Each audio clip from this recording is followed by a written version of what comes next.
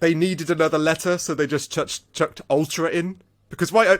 It would work like flash liquidizing dowsing device, but they're like, well, that's not a good acronym. So they must have been sitting there on their whiteboards going, what word can we put in there?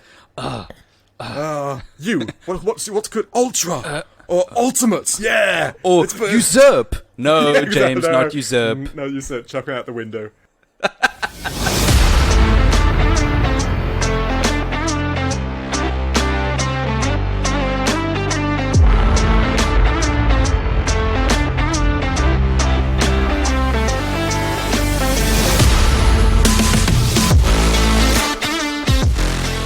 Hello and welcome back to a brand new episode of everyone's favorite podcast, the Critical Arcade Podcast. I'm your co-host Nick. And I'm Dave. Yay, hello Dave. How's it going? I'm not too bad. Yourself? Great, thanks. Good. It's been a weird week this week, but I am very thankful for this. Well, we can call it a weekly ritual we have now, recording a game. Yeah, I agree. It's a nice little bit of escapism for the drudgery that work and life can sometimes bring. Not all the time. But yeah, this is a fun time. I hope this is the same for the listeners. Each week we can just exactly. Anchor ourselves back into what is really important in life, video games. yeah, exactly. Don't let our wives hear us say that, but yeah, I'll go with it. Oh, no. Dave, why don't you tell us what we played this week? This week, it was I guess you could consider this a classic, or vintage, at least I would. It was the 2002 game Super Mario Sunshine, originally for the GameCube. But now I believe it's been released as a threesome on the Switch as well, with some other Mario games. I forget what it is. That's right. We'll talk about that. I still don't get why they did that, but, I mean... Yes, so this was for the GameCube in 2002 and then on the Switch in, 2020, 2021? Yeah, that's quite new, yeah, no doubt. That's quite a new one. But strangely enough, I didn't know this. This is the second time Mario went 3D. I was shocked by that. It was literally straight after Mario 64. That's right. That's right. We got 64 and then Sunshine. And then what blows my mind is Super Mario Galaxy is the third time. Yeah, that's right. That's crazy. The gap between them, it's really quite long, really. I can't believe that's it. You know, you'd have thought, apart from, of course, the abysmal movie. I don't know if you ever watched that. Have you seen the Mario movie? Oh, it's the one so from the bad. 80s. Yeah, it's so bad. That's kind of Mario 3D, I suppose, but... Mario live action. It's so cringy. But it's cringy that you kind of have to watch it, in my opinion, just so that you know how bad it is.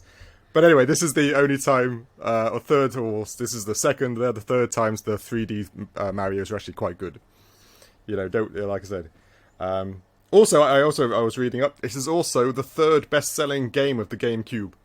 The third best-selling game. I would have thought this is... Okay, wait, no, I can do this. Let me guess. The first best-selling game is Wind Waker. No. Whoa! I know. It was not Wind Waker. Smash Melee. There you go. That's the one. Yeah, and obviously, right. Obviously the best-selling, it needs to be a Mario Kart. Hey, you know what? I'll be honest. I can't remember what the second was now. It was. I think it was more than likely a Mario title or Mario Kart, because I know the Mario franchise basically owned the top 10 of, be it tennis and golf and all the other things. Oh yeah. I can't remember. Or it could have been Zelda. I can't remember. I really can't. It was a bit of a controversy when Wind Waker came out. It might have been in the top. I can't remember, but I'm glad to hear Sunshine was the third. Yeah, the third best-selling game. I was shocked by that. I remember it coming out. I remember playing it on the demo units in like Toys R Us and stuff like that. As a teenager, I suppose. Yeah, like granted, this was in England. I don't know if those demo units. I remember my mum would be doing something, and I'd actually go to the GameCube console, and I remember back then playing Super Mario Sunshine. It was one of those weird memories that just gets stuck in your brain. So yeah, there's an old school reference special for me. Yeah. That's cool. So there would be a GameCube demo unit in the store, and you would be playing what was then new Super Mario Sunshine. Yeah, correct. There was a big push. There was a big publicity push. I don't know if it was around the world. I'm sure it was. I think they saw the success of Mario 64 and just had this insanely huge push for Mario Sunshine. And this is also one of the first, I'm not sure if the first, but the first fully voiced Mario game as well. It's the, it's also the first time ever Bowser was voiced. He'd normally growl and stuff. I don't get it. There's so many wacky decisions in this game. I know. We'll get really to is. all of them. It's baffling. But this game, the first time I booted this game up. I've never played Super Mario Sunshine, so this was the first time I've played it at all. I didn't play this in a in a demo model in England. No, of course not. I was a bit confused.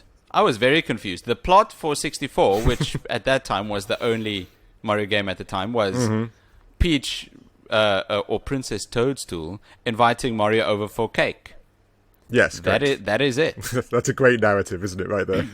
And he jumped out of a pipe emerging from the ground. And then he went in for some yummy Princess Toadstool cake. But the premise for Mario Sunshine, I know, is it's balmy. It's balmy. So, like I say, the narrative, lady. I don't get it either. Narratively, ladies and gents. Basically, there's what's the island called? They're going Delfino Isle or Isle Delfino. Holiday, I believe. They're all going on a holiday to Delfino Isle, and then there's a mysterious figure that seems to be the shape of Mario, who's causing havoc and throwing paint or goo all over the place. And then as soon as Mario lands, they all blame him. Which I'm not trying to be funny, but taking into account that he's what I was looking it up earlier. He's a pro golfer, a pro football player. Yeah. He's a doctor, and he has saved the kingdom on numerous occasions. That's right. And as soon as he arrives here, he's like, "You did it." And then they went to court, of all things, and then he wasn't even allowed to put up a defence. I don't know what was going on. It was so mental. The only career they recognize on Isle Delfino that he does is plumber. On Isle Delfino, he is only a plumber. Yeah, he basically just got like a few thousand hours of community service, just like clean up the place. That's it. That's this game. Mario was wrongfully convicted. He's a felon and now has to do community service. But like there's also, I don't know how much you played, but there's also a really messed up part of the narrative. I know what you're gonna say. That reminded me of like The Bold and the Beautiful and all the other, I don't know, soap operas people watch. I know what you're gonna... You know what I'm going to say? Yes. You're thinking about poor Bowser Jr., right? Poor Bowser Jr. and his dad just gaslighting this the hell out of him. That was the meanest thing. Ladies, I don't want to... I don't know, should we spoil it? I don't want to spoil it. Yes, let's do it. But Bowser tells his son that Princess Toadstool's his mum. His mum! Who's like abandoned him, and like stays in a castle. And just and never talks to him. And he goes, the reason he's playing up is to try and connect with his mum. It's so like for Mario. Bowser Jr. just wants his mama. Yeah, for Mario storyline, this was up there. I was like, whoa. And Bowser, that's some bad parenting. Come on. We know Bowser's bad, but whoa. Yeah, that's right. That's capital BAD, bad. Yeah, this really pushed him to that extra level, like Breaking Bad or like Kevin Spacey from Seven type. He's a bad dude. I've never wanted to beat him more now that I know what he did. I really know every Mario game's going to have a better like feel to it. I'm going to feel more aggressive whenever I face Bowser from now on. No, I also could not believe this. And even with the voice acting, it didn't help. It just made it more surreal. No, exactly. But like, I remember you playing, and you were telling me about is it Princess Peach or Princess Toadstool? Because I was brought up with Peach. Now I don't know if that's a European thing. Did you mentioned Peach just now and then corrected it to Toadstool? Has she changed her name? Is it canon or something that I don't know? I no idea what it is. I think her legal name is Princess Toadstool. ruler of the Mushroom Kingdom, because on her note to Mario in Mario 64, she types out Princess Toadstool and then signs it by hand, Peach. Oh, so is her first name Peach? And I don't know. Anyway, I don't know. I don't know either. It's always confused me, that has. But anyway, either way, Princess Peach does give everyone the weirdest looks. She does. Like she is the ruler of a kingdom, and she plays this like timid. I know. Did you ever play Super Mario Bros. 2? Back in the day, really old school. No, I didn't. I played the first and the third one, not the second one. No. Yeah, the third one's probably the most well known. Super Mario Bros. 2, great game. Played it as a kid, and you got to play Luigi, Mario, Toad, and Princess Peach.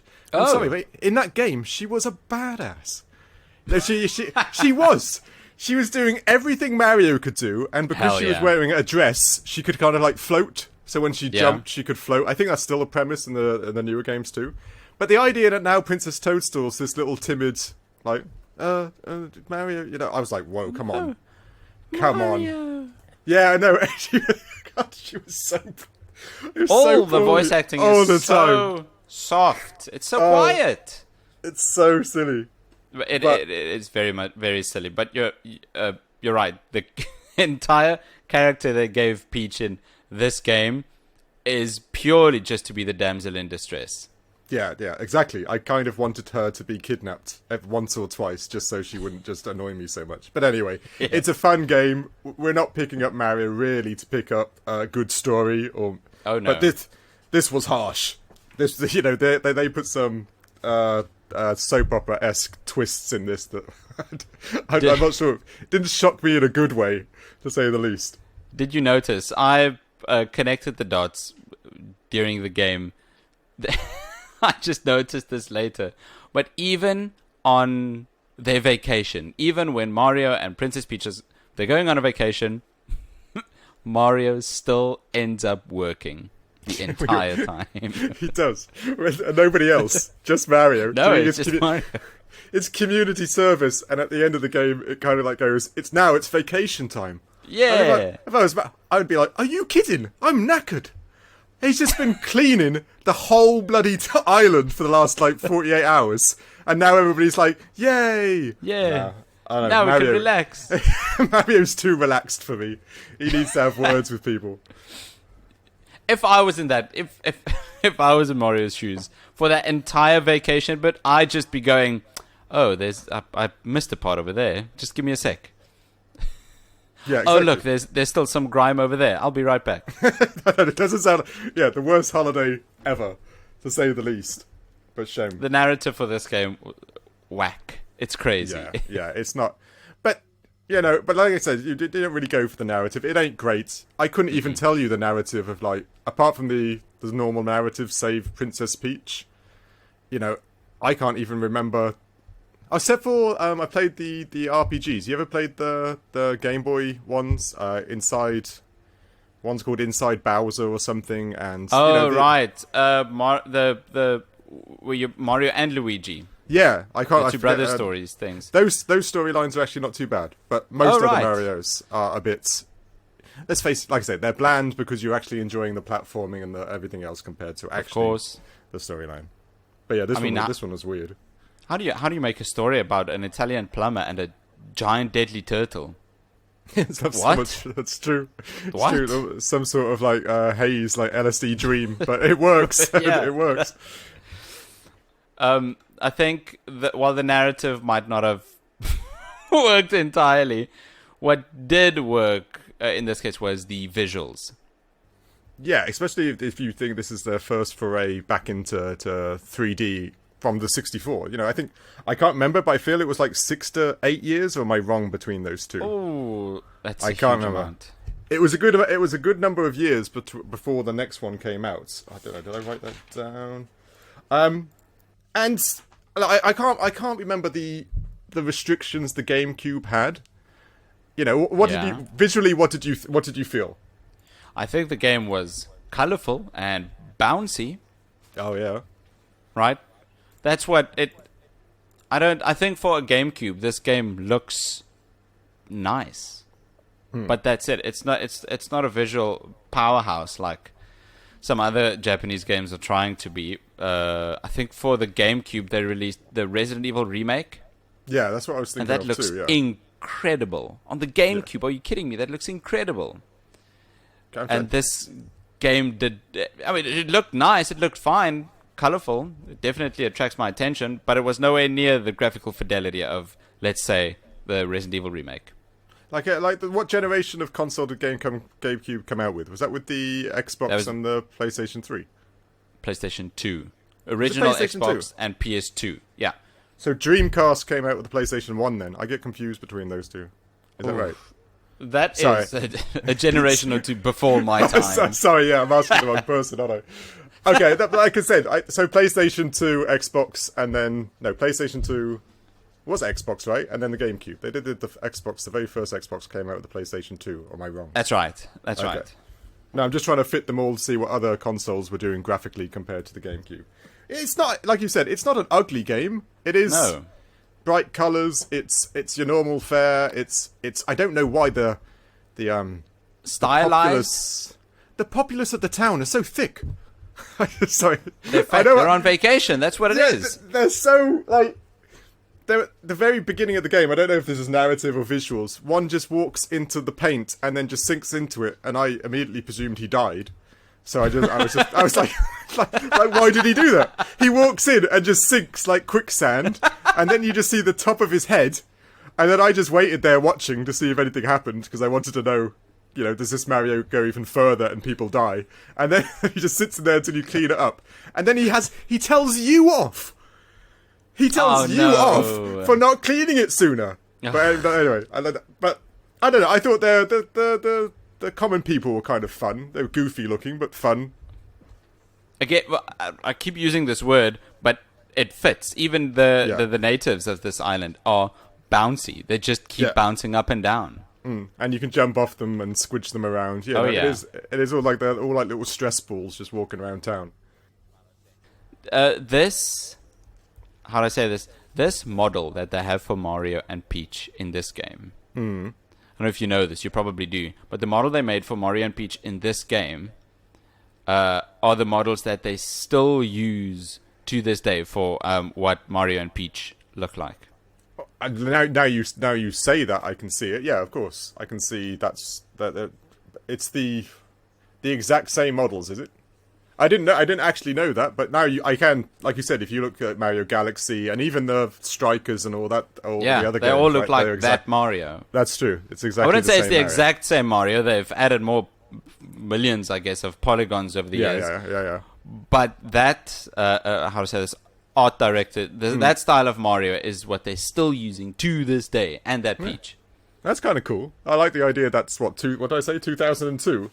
2002. So that styling is like 21 years old, and they're still using it. Which still pumping cash. But it's one of those things about Mario games where, we talk and we laugh here and there, but it is one of those games where visually you could spot a Mario game from like 100 paces. Oh yeah. If you looked at somebody's window, or you're playing in an arcade or something like that, the styling of Mario is a unique kind of styling in its own right. It kind of shares the same styling as like a Kirby game. I know they're both Japanese fundamentally, but you can always see, and that's that's quite impressive, because you can instant recognition of a game franchise is actually brilliant marketing, and on a visual stylized thing, it's quite clever. Really, it's one of those things you don't think about. You can spot, and there are other games that you can instantly spot from miles away just because of the type of visual, the art style. Yeah, exactly. And that and it continues that theme. It's still, you can instantly play it. You instantly look at it, and you instantly know this is Mario. It's, and there's something comforting about that, especially when you've grown up with it. That's part of the reason why a lot of people are so excited for the Super Mario Brothers movie. The art style, there, and it's very recognizable. Yeah, but I am on that. I'm on the same side as those people where they should have the original voice actor should have done it. I don't mind Chris Pratt. Is it? It's Chris Pratt. Yeah, but the original voice actor, Chris Martinet. Yeah, he's the one we grew up with. Why Chris Martinet? Mario voice. Charles Martinet. There we go. You were close. That was close. Oh, Charles Martinet. super close. And we grew up with him. It would have been, I know, from my perspective, it would have been really cool to know the original Mario voice was doing the original Mario in the Mario movie. That would have been so special. I'm old, and I know they're actually aiming it at, I know, teenagers and kids and like young adults, I suppose. No. Yeah. But for me, I'd have liked the original. But anyway, we're going off topic. We are. I think a lot of people would have liked Charles Martinet. Yeah. But anyway, the funky part of this game that I was jumping all over the place with was the audio.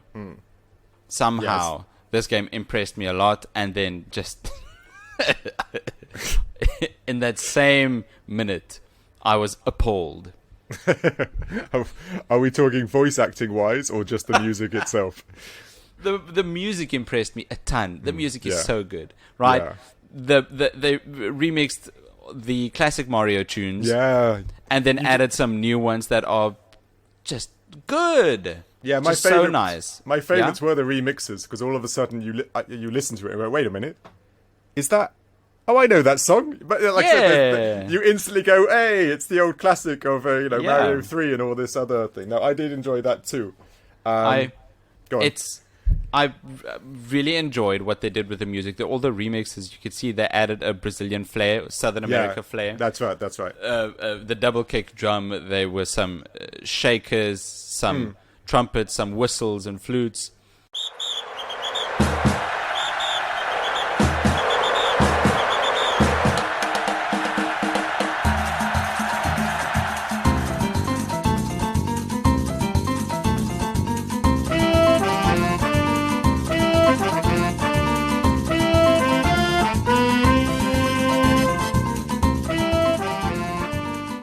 It sounded so authentic. Yeah, they added culture to like the original soundtrack of a Mario game, right? Yeah, no, it was. No, it's awesome. Like I say, it's another thing you kind of forget about in Mario games. They actually knock soundtracks out the park a lot of the time. They do, mostly. There's not one gamer who can't actually just do a Mario song off the top of their head. Don't give me no. It's all up there for everybody, be it that song or all the others. And again, this has that same feel. It's got those earworm type songs that play. That's it. That you play, and later on you're cooking or doing the ironing, and you've just got it playing back and forwards in your head whilst you're randomly doing it, because that's what Mario games do so well, and they did it on this. It's the soundtrack on this is a lot of fun. The soundtrack for the song they used when you're free roaming the island in the town plaza, Isle Delfino. Yeah. It is good. Every time it started playing, I just got into it, and I wanted to run around, explore. It's such a good song. Oh!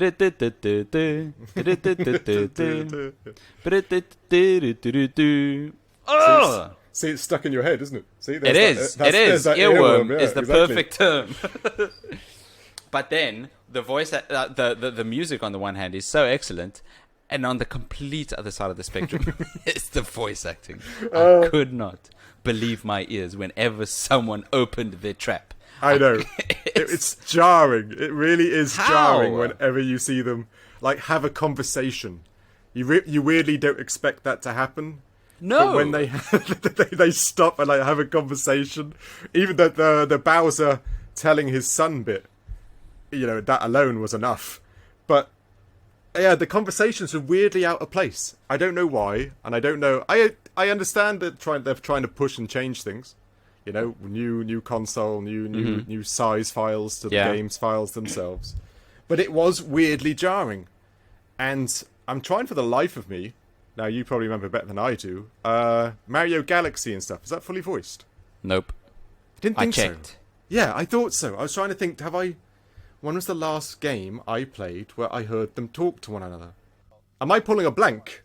No, you're not pulling a blank, because Super Mario Sunshine is the only fully voice-acted Mario game. To this point, I thought it was. Like I said, I've written it was the first. Had they not? They had not. No, Mario Galaxy. Yeah. Some voice acting, an extremely tiny bit, but they never gave Rosalina a real voice. Yes, that's true. Odyssey? I've not actually played it. Do you know if that's voiced at all? Yeah, I've got Odyssey. And no, It's not. Oh, that's interesting. So obviously it maybe didn't go down well. And so, and we all know that Mario goes, it's Mario and all the other things. But maybe people didn't like it. And that's why... Oh, wow! Who would have guessed? It is a bit of a shocker, right? But it's interesting that they took a step back instead of improving. They actually went, you know what, this didn't work. Do we really need it? And they actually made that decision even now with the games that come out. I wonder if they'll keep that decision in regards after the movie or not.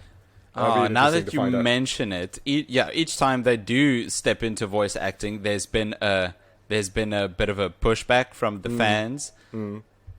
Because you're right, the movie is now the second time they've tried giving Mario a voice, a real voice, and it's not been received well. I think you've got a point. They just might stop completely.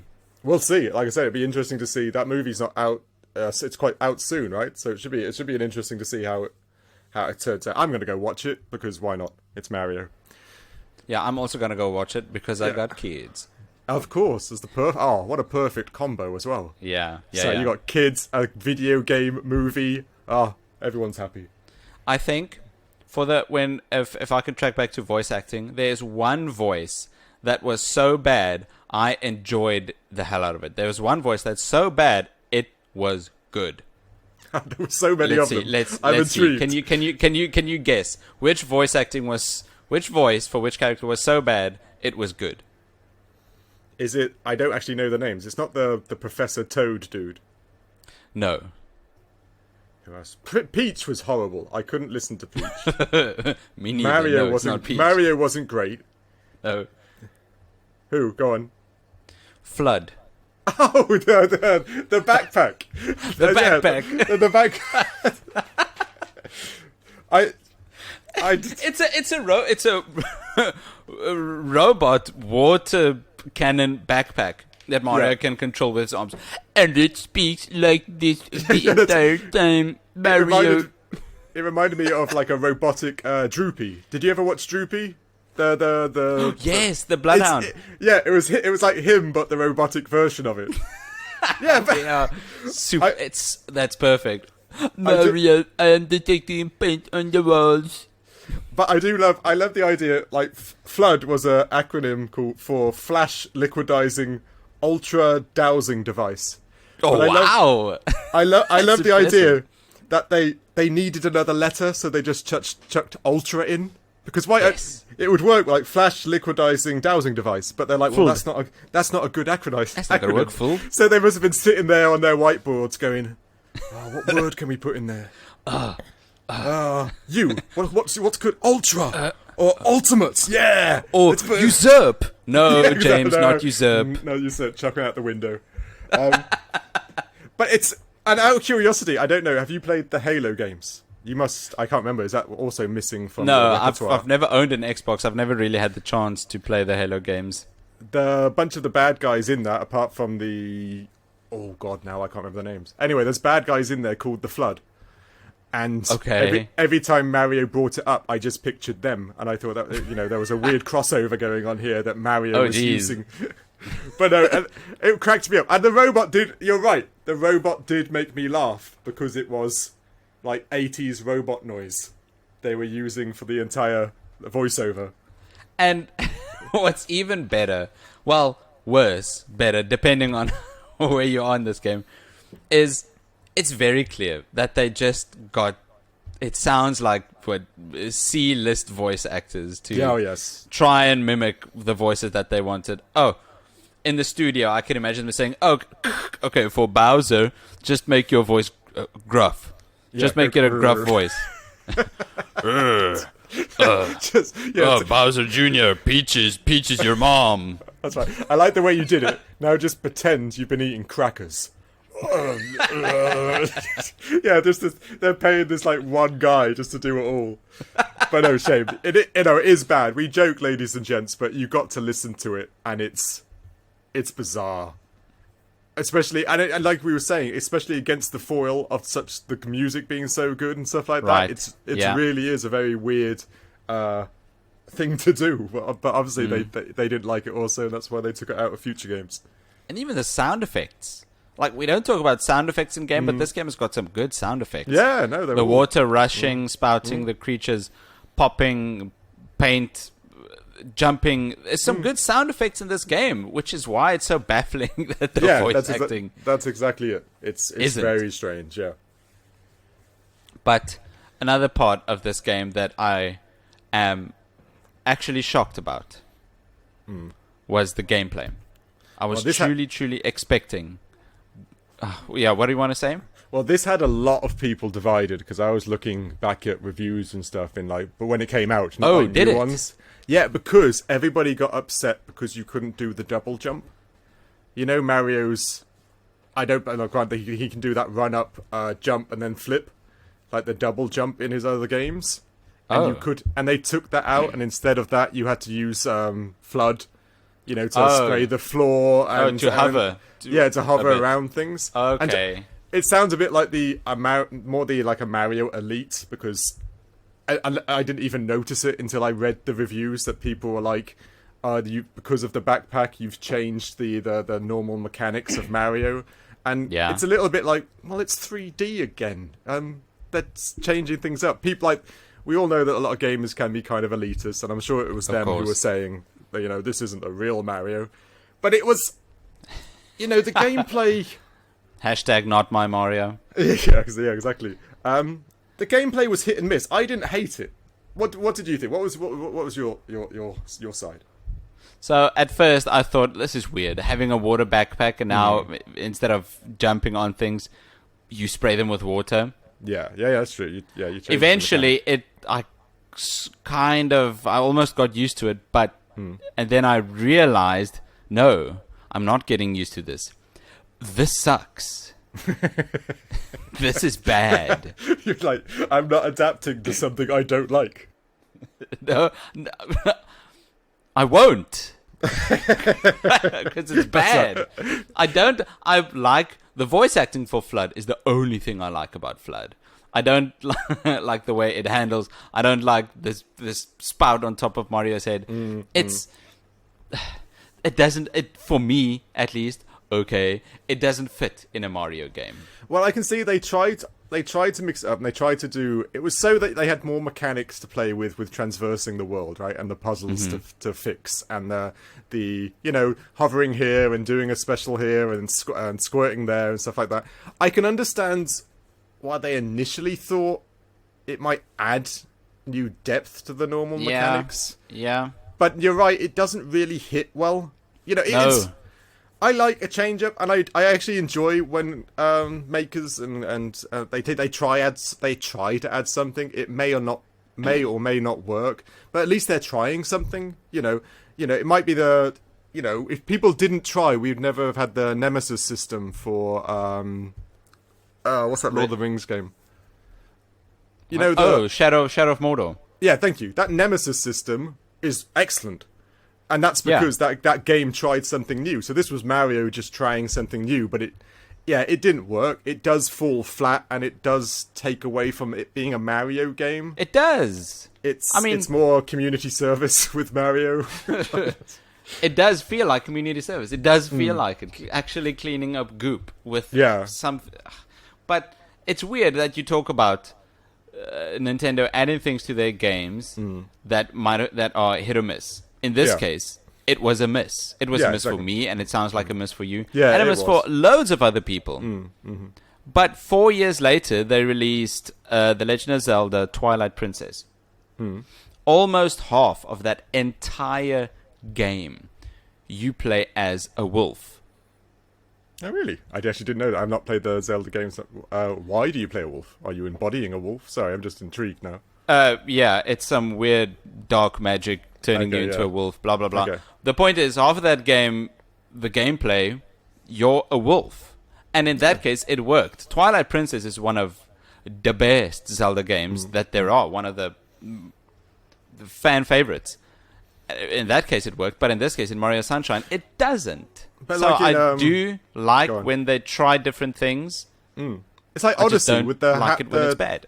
The cap throw. everybody enjoys that, to my knowledge. I don't know if people, the cap throw to embody other objects or bad guys and stuff like that. That's adding a mechanic that actually worked, which is fun and exciting and changes things up. So, I'm all for them trying. Sometimes it will fall flat. It's just not going to work. And this was one of those times. But if they didn't keep trying, we would never have the flat cap mechanic in Odyssey, which is a lot of fun. A lot of different... Or the weird low gravity levels in Mario Galaxy. Galaxy, yeah, exactly right. Yeah. And so, it's a good thing. It just fell flat here. And it was... You're right. The gameplay, we all know and loved the charm of Mario 64. People are still playing that to this day, speed running and doing it blindfolded and all the other things, because that game was prolific, for lack of a better term. It is the go-to 3D experience, and then this being the next one, the next Mario 64, everybody's excited, and then he's got, he's cleaning walls with a backpack. I can understand, like back in the day, the disappointment must have been pretty, visceral. It must be the idea that you I can totally imagine it's that. It's another 64. It's another Mario 3D. This is going to be great. Yeah. But it's not. It does feel like a chore that you should be given like a wages at the end of your like 3 hours playthrough, because I finally cleaned this area of the town. But I've got to say that they did get a framework that worked. In what was it in Mario 64 that they are still using? Well, I guess they changed it up in Odyssey, but this one hub world connecting different levels. That's right. Each level you can choose a different path, right? And then the level adapts to the path you've chosen. Yeah, exactly. That's the that's good. They did that for 64, and they did the same thing for Sunshine. Yeah, there are bits in it, except for, I don't know, did you have problems with the camera? I thought the camera was atrocious at times. Camera! Yes, major problems. So bad. Oh, I can't believe how bad the camera was in this game. I thought Mario games were good. 64 was. The camera in that was almost fine. 64, Mario 64, great game, perfect. But Mario Sunshine? What happened? I don't know. You'd have thought they just moved the same mechanics across. I don't know enough about making games, so maybe it's not that easy. Yeah. But, just move the mechanics across. Sometimes doing the weird tricks with FLUDD, and then my camera's not looking in the right way, and it's just like, it's guesswork. It's like... It is. This might work. Yeah, it might work. Did I make it? And it's like, oh no. Oh, I wonder why. No, the camera in this was mental sometimes. Really. I try to change the camera. You can move around the camera with the C stick, but if it's baffling, if your camera gets caught in the geometry of the level, that sounds weird. Right. That's if your camera gets caught in the geometry of the level, you can't change. You're shit out of luck. It's stuck. It's like you can it's like there's like a drone that's with you, and if you hit a wall and the drone's like going, no, you can't go there. There's a wall, so I'm just going to stay right here. Yeah, it's really weird. I don't know why, but it is and it's one of those things which they did so well in 64, and they've done so well in Odyssey, the camera, and in Mario Galaxy. I can't remember problems with the camera work there. In fact, that was good. That was great. Especially there were some different levels where you had to run through them, and the whole sphere type planets and stuff like that. Or it changed 2D. Or it changed 2D. Exactly. Yeah. Galaxy was great. Yeah, it's peculiar. And the camera here. The camera work is so bad here, you actually sometimes just rage quit, because it's such an annoying thing to make the thing go wrong, because you're doing everything else right, and it's not really your fault the camera's gone all janky now. It was so annoying. I don't get it. I thought all Mario games were these peaks of gaming. This is what games, or platform games at least, strive to be. Mario, cream of the crop, top of the pops. But no, this is like the, how do you say it, black sheep in the lineage of 3D Mario games. Not even 3D Mario games, all Mario games. This is the one where they learnt their lesson in the history, the timeline of Mario. Yeah, exactly. They flew too close to the sun. Yeah, exactly. Exactly it. But at least this game was, you can definitely feel this was made for the GameCube. No, you really was. Yes, entirely. No, there were aspects I liked the shine sprites, and it's the same thing as the stars from 64. Like you were saying earlier, that you do one path to get a shine sprite, and then there'd be another path later on. You know, it's good level design. The level design is actually quite clever and quite interesting, and you feel good when you find another shine sprite, which is the same thing as 64. You collect all the shine sprites, and they go into the tower or the bell tower. I can't remember what it was, and that's how you save the town. You bring back, or the darkness that's overthrown the town. You bring back their shine sprites, which is fundamentally the same thing in 64 with stars. Nintendo's never had an issue with level design. That's No, always they been really are good really at it. good. Yeah. Mm. Yeah, that's always been really good. I think that was their entire premise for the Mario Maker games. Oh right? yes, no, it's true. They're so good in level design, and they know it, but they still get called out upon it. And Mario Maker was just them telling the audience, "Well, you do it." Yeah, exactly. I personally was shocked that Mario Maker did so well. I know that I'm a grumpy old man, so there were aspects to think. I can't imagine buying a game where I just make levels. It's like buying a game to do a job. But I was wrong. Don't get me wrong. I put my hands up. I was very wrong. I like people make levels. I know. Never underestimate Nintendo fans. They certainly know far more than I do. They know their demographic, to say the least. But yeah, like you said, people did give them crap. And don't get me wrong, there's some levels on Mario Maker that people have made. Not the super insane hard ones. They just give me a headache looking at. But people have actually made really complex, fun, what would be akin to a Mario game that would fit in perfectly. You know, there are some people out there that their love is so great they actually translate it perfectly into game levels too, which it is impressive. I can't argue. Very true, and there's a big celebration, especially when it comes to Mario games, for good level design. Oh because yes, I agree. We already said good level design is in Mario Sunshine. The levels are designed great. Traversing them's a headache, but the levels are good. No, exactly. It is. They are fun to unlock and stuff like that as you progress. Yeah. They are a lot of fun. They did that part again. They brought their pedigree in. Their level designs were great. For sure. It was just a shame the camera for so many of them, just ruined it. Just ruined it so much. Did you get any? No. Did you get any performance issues at all? Performance issues? No, I did not get. No, None at all. But that's because Nintendo, they really do go out of their way to make. It's almost like they don't make a Mario game for a console, but they make a console for a Mario game. Yeah, it's definitely, I agree entirely. It's like, it makes you wonder when they make the Nintendo Switches and what's it, I can't think what they're called, NDSs and stuff like that. They're in their minds, they're only thinking, this can run Mario. The third-party games, they're great, but they need Mario, Zelda, Kirby. That's on the top of their minds. The other people, they can do what they want. But they do. Maybe a Dragon Quest. Maybe a Dragon. Yes, very true. That's very true. So especially in Japan, big Dragon Quest people. I totally agree with you. Yeah, you're right. You're right. If these consoles can run Mario, they're set. And of course, these consoles can run Mario because I can almost imagine that's one of the requirements when they are designing a console. Oh yes, I think you're right. Yeah, entirely. This one was on the GameCube. Mario 64 was obviously on the Nintendo 64. What was next? It was Mario Galaxy on the Wii. Yeah, that would be the next 3D one. Yeah, sure. And you're right. Those consoles were designed with those games in mind because they run flawlessly.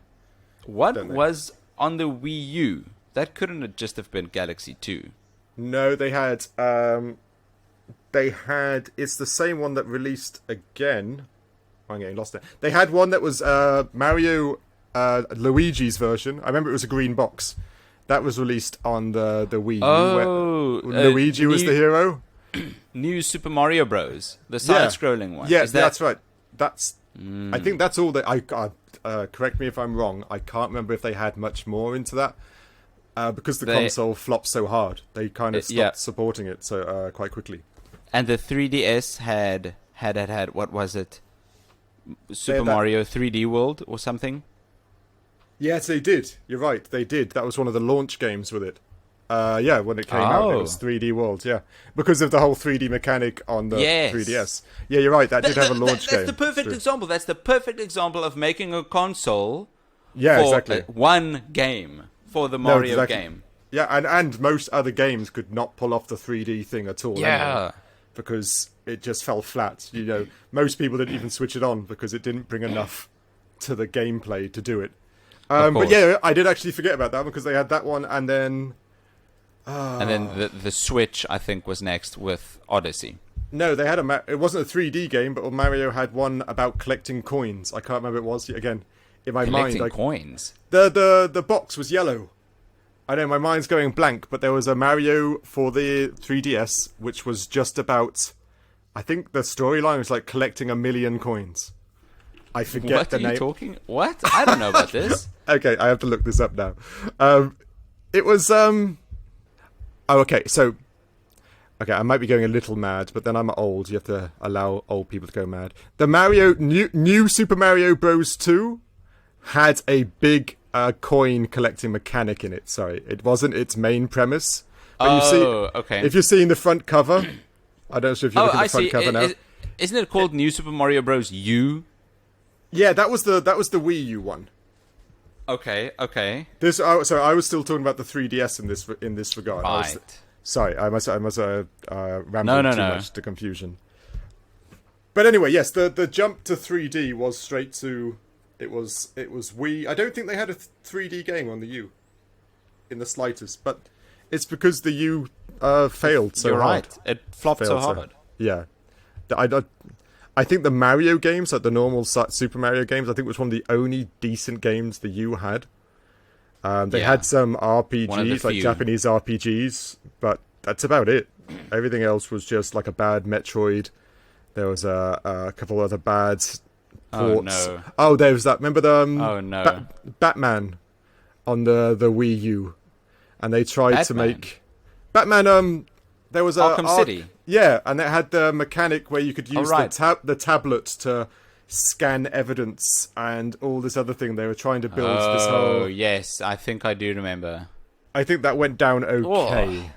But no, it was a bad... Great. It was just there weren't enough games at all. No. Like I said, I remember... Do you remember people queuing outside Toys R Us to get one of those for like $100 or something like that? No. Did you not? Can you not remember? No. It was even out here. It was out here. Sorry, we're going off a tangent. Sorry. A huge tangent. Sorry, but yeah, it was a big thing. But anyway, performance-wise... If you'd like to hear us talk more about the Wii U and its floppings, check out our Patreon page for bonus episodes. We'll talk more about it over there. Some foreshadowing for you.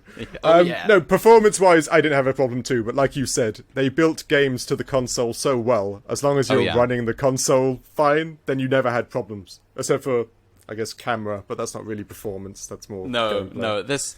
Again, there aren't many games that performs as well as the Mario games. No, exactly right. They are truly optimized to the fullest. Yeah, they know what they're doing. The performance, not the gameplay.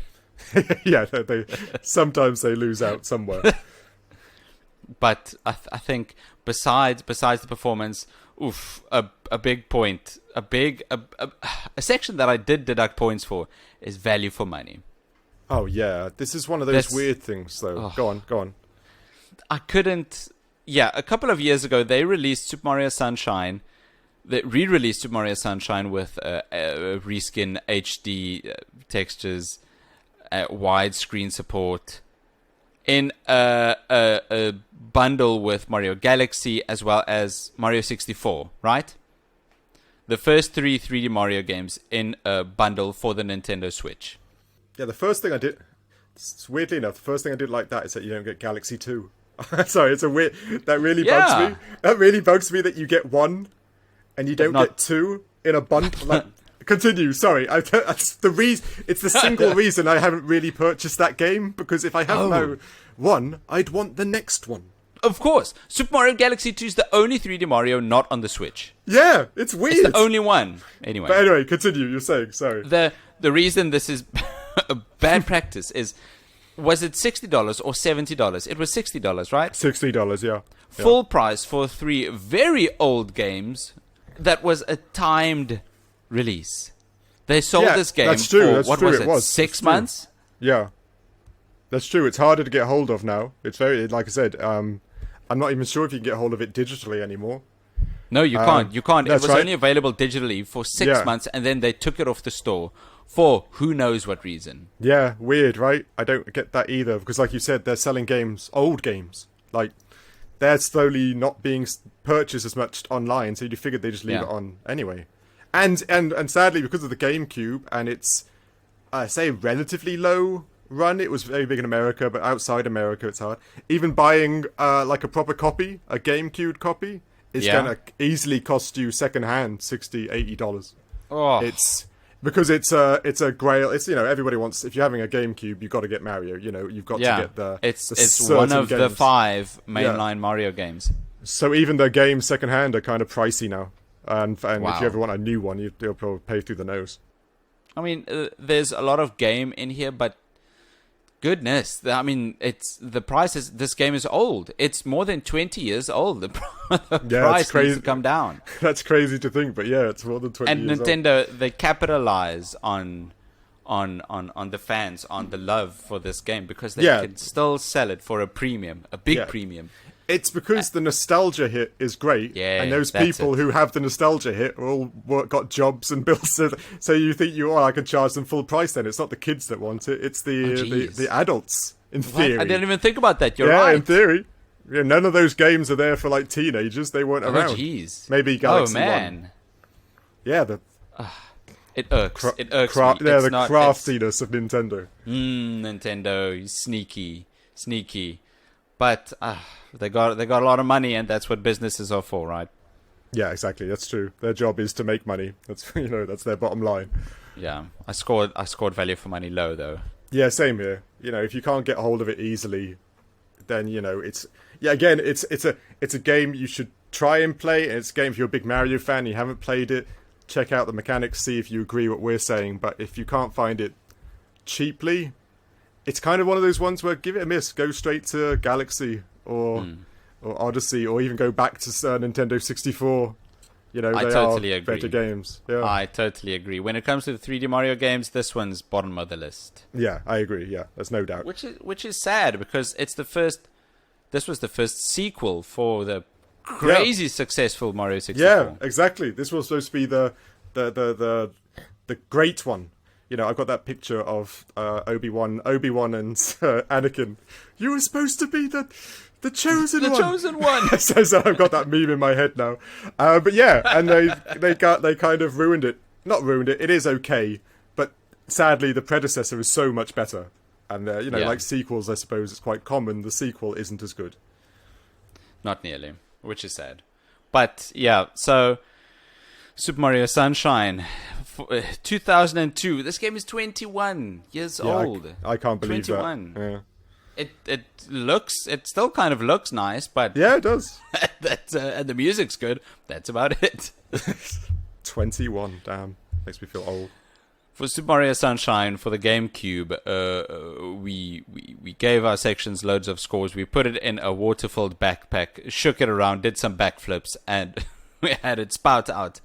And we gave Super Mario Sunshine the letter grade rating of C. Just C, which is fine. Yeah, it's about right. Like I said, it's not a plus and it's not a minus. That seems...